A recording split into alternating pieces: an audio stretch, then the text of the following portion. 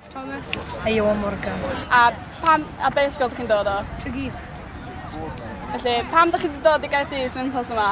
Chwarae Atomic Touch. Really sbrio. So, be ydi Atomic Touch? Dwi'n gyfarwydd efo'r gêm.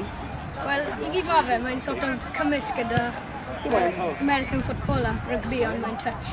Felly, da chi'n cael... Efo'n rygbi arferol, da chi'n mond cael pasio nôl. Da chi'n cael pasio ymlaen yn hwn hefyd? Ti'n gallu pasio ymlaen hefyd. Pam i chi'n cael touch, ti'n barber o'n llawr o wyn yn pasio eto.